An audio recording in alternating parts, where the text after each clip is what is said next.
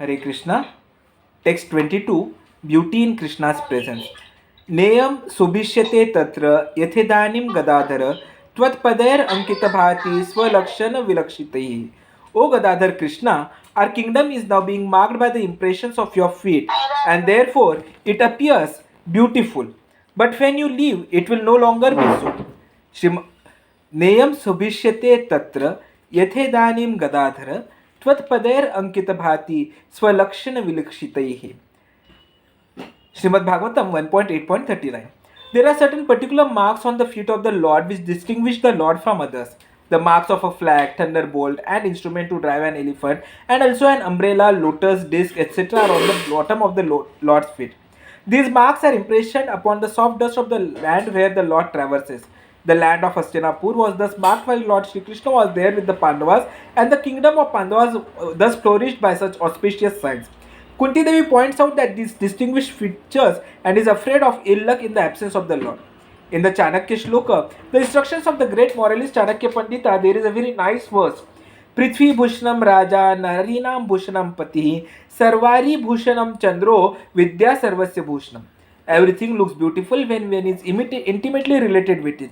The sky, for example, becomes beautiful in relationship with the moon. The sky is always present, but on the full moon night, when the moon and stars shine brilliantly, it looks very nice. Similarly, the state looks very well if there is a good government with a good king or president. Then everyone is happy and everything goes on well. Also, although girls are usually naturally beautiful, a girl looks especially beautiful when she has a husband. Vidya Sarvasya Bhushanam. But if a person, however ugly, is a learned scholar, that is his beauty. Similarly, everything will look beautiful when Krishna is present. Therefore, Kunti Devi thinks, as long as Krishna is with us, everything in our kingdom and our capital Hastinapur is beautiful. But when Krishna is absent, our kingdom will not be beautiful. She says, Krishna, you are now walking in our kingdom and the impressions of your footprint are making everything beautiful. There is sufficient water and fruit and everything looks beautiful. But when you leave us, it will not look beautiful. It is not that this applied only when Krishna was present and Kunti was speaking. Rather, the truth is always the same. Despite the advancement of our civilization, if we cannot bring Krishna and Krishna consciousness into the center of everything, our civilization will never become beautiful. Those who have joined the Krishna consciousness movement were beautiful before they joined, but now that they have become Krishna conscious, they look especially beautiful. Therefore, the newspapers often describe the devotees as bright faced. Their countrymen remark how joyful and beautiful these boys and girls have become. At the present time in America, many of the younger generation are confused and hopeless, and therefore they appear morose and black-faced. Why? Because they are missing the point. They have no aim in life. But the devotees, the Krishnaites, look very beautiful because of the presence of Krishna. Therefore, that was a fact 5000 years ago during the time of the Pandavas is still a fact now. With Krishna in center, everything becomes beautiful and Krishna can become the center at any time. Krishna is always present and we simply have to invite him. My Lord, please come and be in the center. That's all. To give the same example I have given before, 0 has no value, but if you bring the number 1 and place it by the side of 0, the 0 becomes 10. So, one need not stop whatever one is doing. We never say stop everything material, one simply has to add Krishna. Of course, we have to give up anything which is against Krishna consciousness. It is not that because we do not stop material duties, we should not stop meat eating. We must stop it, for this is contrary to the advancement in Krishna consciousness. One cannot commit sinful activities and at the same time advance in Krishna consciousness. But Krishna says, Aham tvam sarva papebhyo mokshayisami, surrender unto me and I shall rescue you by giving you liberation from all kinds of sinful reactions. Every one of us, life after life, is knowingly or unknowingly committing sinful activities. I may knowingly kill an animal and that is certainly sinful, but even if I do it unknowingly, it is also sinful. While walking on the street, we unknowingly kill so many ants, and in the course of our other ordinary dealings, while cooking, while taking water, while using a mortar and pestle to crush spices, we kill so many living beings. Unless we remain Krishna conscious, we are liable to be punished for all these unknowingly committed sinful acts. If a child unknowingly touches fire, does it mean that the fire will excuse the child and not burn? No. Nature's law is so strict, so stringent that there is no question of an excuse. Even in ordinary law, ignorance is no excuse. If you go to court and say, I did not know that this action was criminal, this does not mean that we shall be excused. Similarly, ignorance is no excuse for transgressing nature's law. Therefore, if we actually want to be free from the reactions of sinful life, we must be Krishna conscious. For then, Krishna will free us from all sinful reactions. It is therefore recommended, Kirtaniyas Sadahari, one should always chant Hare Krishna, Krishna Krishna, Hare Hare, Hare Rama, Rama Rama, Hare Hare, so that Krishna will save us.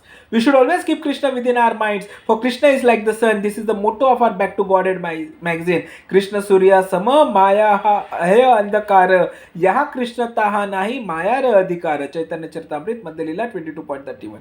Krishna is just like a brilliant sun, and Maya, ignorance, is just like darkness. When the sun is present, there cannot be darkness. So if we keep ourselves in Krishna consciousness always, we cannot be influenced by the darkness of ignorance. Rather, we shall always walk freely in the bright sunshine of Krishna. Kunti Devi therefore prays that Krishna continue to be present with her and the Pandavas. In fact, however, Krishna was not leaving the Pandavas just as he never left Vrindavana. In the Shastra, the Vedic literature, it is said, Vrindavanam parityajya padam ekam nagachati. Krishna never goes even one step from Vrindavan. He is so much attached to Vrindavan. How is it that then that we see that Krishna left Vrindavan and went to Mathura and then far away to Hastinapur and did not return for so many years?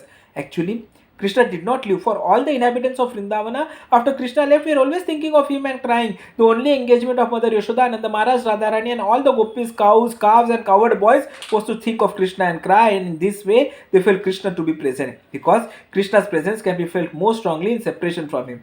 That is Chaitanya Mahaprabhu's teaching to love Krishna in separation. Shunyaitam Jagat Sarvam Govinda Virahina me. Chaitanya Mahaprabhu thought everything is vacant without Govinda, without Krishna. Everything was vacant, but Krishna consciousness was there. When we see everything as nothing but have only Krishna consciousness, we shall have attained the highest perfection. Therefore, the gopis are so exalted, having attained this perfection, they could not forget Krishna even for a single moment. When Krishna went to the forest with his cows and calves, the minds of the gopis at home were disturbed. Oh, Krishna is walking barefoot, they thought. There are so many stones and nails on the path, and they must be pricking Krishna's lotus feet, which are so often soft that we think our breasts hard when Krishna puts his lotus feet upon them. Thus, they could cry, absorbed in these thoughts. The gopis were so anxious to see Krishna back home in the evening that they would stand on the path looking to see Krishna returning with his cows and calves. That is Krishna consciousness. Krishna cannot be absent from a devotee when the devotee is intensely absorbed in Krishna thought. Here Kunti Devi is very much anxious, thinking about Krishna will be absent, but the actual effect of Krishna's physical absence is that he becomes more intensely present within the mind of the devotee. Therefore, Chaitanya Mahaprabhu, by the example of his actual life, taught Vipralamba Sevaha, service of Krishna in separation. Tears would come from his eyes like torrents of rain, for he would feel everything to be vacant for want of Krishna. There are two stages of meeting Krishna: being personally present with Krishna, personally meeting him, personally talking with him, and personally embracing him is called Sambhoga. But there is another way to be with Krishna in separation from him, and this is called Vipralamba. A devotee can benefit from Krishna's association in both ways. Because we are now in the material world, we do not see Krishna directly, nonetheless we can see him indirectly. For example, if one sees the Pacific Ocean, one can remember Krishna immediately if one is advanced in spiritual life. This is called meditation. One may think the Pacific Ocean is such a vast mass of water with many large waves, but although I am standing only a few yards from it, I am confident that I am safe. However powerful this ocean may be and however fearful its waves, I am sure that it will not go beyond its limits. How is this happening? By the order of Krishna.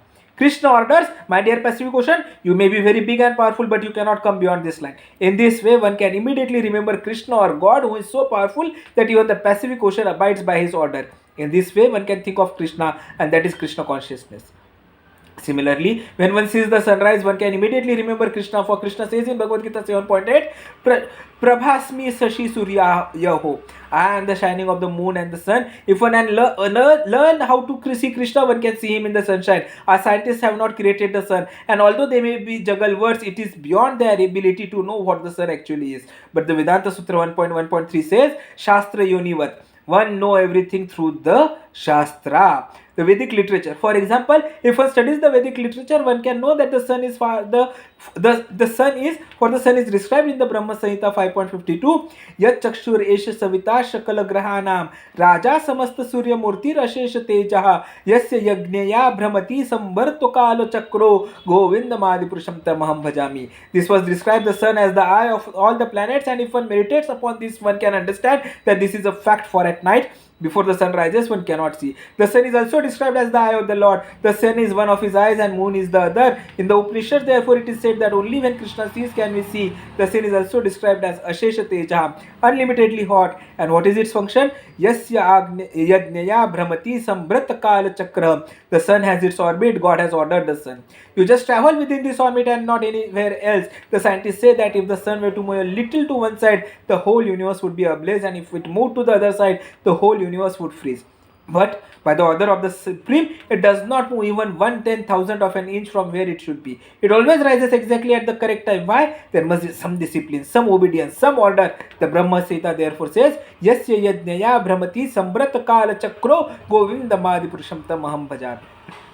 I worship that original person by whose order the sun moves in its orbit. It is he who gives direction even to the sun, the ocean, the moon, and everything takes place under his order.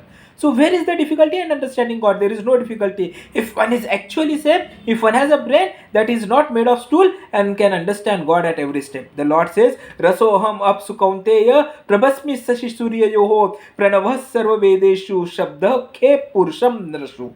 O son of Kunti Arjuna, I am the taste of water, the light of the sun and the moon, the syllable Om in the Vedic mantras, I am the sound in ether and ability in man. Bhagavad Gita 7.8. Why then do people say, I have not seen God? Why don't they see God as God decides them to see Him? Why do they manufacture their own way? One cannot see God by one's own way. That is not possible. If one tries to do so, one will always remain blind. At the present moment, so-called philosophers and scientists are trying to see God in their own way, but that is not possible.